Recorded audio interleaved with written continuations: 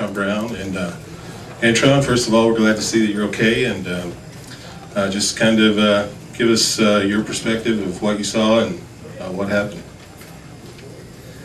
Well, it all happened real fast. I just we're going down the track and we were making another run, and the car felt good, and then probably right after I got past half track, and I want to say it probably, in my eyes, I don't know, I haven't saw the footage of it yet because I just got back to the trailer, and I would say it's probably somewhere around 800, like around 800 feet mark. The car just banged. It went boom, and when it went boom, it was like, it wasn't like your normal deal where it just goes boom and like your car just noses over and you go to the finish line. I just felt the whole car just, the back end felt like it just came up and it just whipped around somehow. It almost felt just like Phoenix, like when the tire came off. That's what it felt like. And then next thing you know, I was on the side sliding, and I know the car hit one side and it was coming back around the other side. And the only thing I knew, I was getting fumes, and the fumes were coming in, like, you know, through the front of the foot box, and it reminded me of my deal here last year. So I had no brake handle, so I know I couldn't stop there, you know. So I was like, well, ain't nothing going to slow me down right now. So the fumes were coming in where I started coughing again like I did before. So I was like, it must be on fire again, because so I just did all I could do, where I reached over and I turned on my fresh air bottle, so I got fresh air to me. And that's a new added element that we put since we put the cockpit on our car, and that really helped out, kept my lungs clear, where I was getting fresh air and I could breathe. So that kept me a lot calm because I could breathe this time. I wasn't suffocating. So besides that, I was along for the ride for the rest of it. And then the coolest part was once I hit the sand, the car stopped. I got myself loose, and I didn't want to pull my canopy latch yet because I wanted to wait for him to flip me over. And the coolest part is by the time I got stopped, I saw the NHRA safety safari crew. They were already there, and I saw them run into my car. So I was like, this is good stuff. And I saw them spraying. They must have been putting fire out or whatever it is on the back engine. And then when they just lifted up in there, and I saw them got close enough where they were stepping back because the fire was out. I redid my latch on the inside. They pulled it open, and then I just came out the car, and I was just real grateful for them because they were just there so fast and so quick. And it was a true blessing to have them down there for sure. Tell us how you're feeling. I'm feeling good right now. I mean, once I got into the medic trailer at the other end, you know, I didn't want everybody to be upset or be sad thinking that something was seriously wrong with me. So my crew chief Brian, he always he took it really hard. He's very emotional, and I made sure after I talked to my wife and let her know I was all right, and she was a little upset and everything else, and then I had to ask her the favorite question that every racer always asks. She said, I said, babe, I gotta ask you a question. She said, and she was crying. She said, what's that? I said, did I win?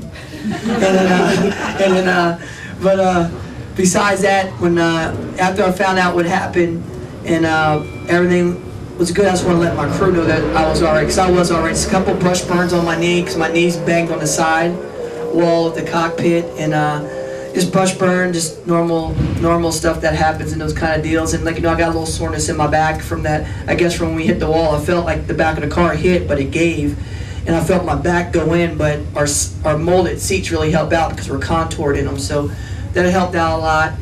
And then also, once that was all like said and done there, like once we got down there, once I talked to my crew chief, I just told him, I said, I want you boys moping. I want you to get my backup car up so we get ready for this next round. And he just talked back to me, and he told me I already made that executive decision. That's not happening. So I was just trying to make him laugh, but he was serious. So, but all in all, I mean, I'll be fine. Just regular minor bumps and bruises. Got a little bit of a headache and stuff like that. I just think from just the trauma of the accident, but ain't nothing that we can't get over. So we'll definitely be back and ready for Phoenix next week for sure. Questions, Bob? Antron, you had the presence of mind to turn on your fresh air bottle inside the car. Were you scared to the point you were praying when you were going down through there? Well, the thing about it is that when it was happening, like, you know, your first deal was like when it broke loose, you don't know what happened. My first frame of thought in my mind is like, Lord have mercy, God help me through this, because the worst feeling in the world is when you're driving something that you're so used to driving, and like you think you're in control and doing what we do, is that we're really not in control. Like when you're in that moment right there, that car sliding around, like I told you, I pulled my brake lever. Even though I know all sideways, I knew it was on the side of the rim. And I'm like, maybe if I can just like pump the brakes and get them to work where the tire could actually help me slow down where it won't turn with the motion that we're going, you know? But I pulled my brake and the brakes weren't there. Then I was like, all right, let me hit the chutes. Well, I'm like, well, the chutes ain't gonna do nothing. I'm going sideways on the ground. You know what I mean? I'm going backwards. How's the chute gonna work? You know what I mean? So I'm thinking all this stuff in my mind, and I said, well, you know what? I said, I'm coughing right now, so I know I'm not getting clean air to me. I said, I got a fresh air system. I can turn that on. So I turned that on. So I just went through all the fail-safes in my mind that I know that we had available to us. And I said, I didn't feel no fire on me, but I just felt fumes. So I didn't want to. I needed to pull my fire extinguishers because I didn't have no fire on me. You know what I mean? So, but it was just like one of those deals where like you just want it to stop, and everything's just happening in slow motion. I felt me hit something with the back of the car, so I know we hit the wall because I felt my car going the other lane. So I was very coherent of everything that was going on around me. But it's like the worst feeling. Like I always tell you, you just can't stop it. You know what I mean? And then once we hit the gravel and the sand trap, you know, I'm kind of like halfway teeter-totter upside down. I knew I had to wait for people to come to me to get out the car because I couldn't lift it open. Jim?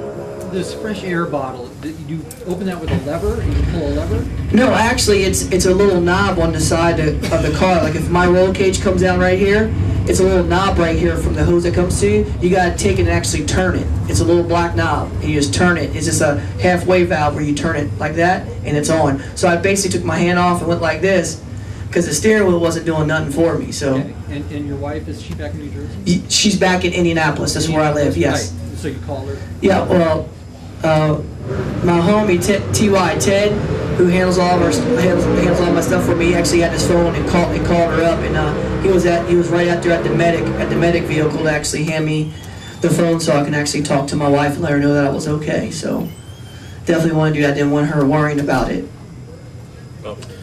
Antron, you went through all these procedures, but is this really something that was taught to you, or is this just instinct that you did this? It's just one of those deals, like it's one of those instinct deals where it just kicks in where you know you're right.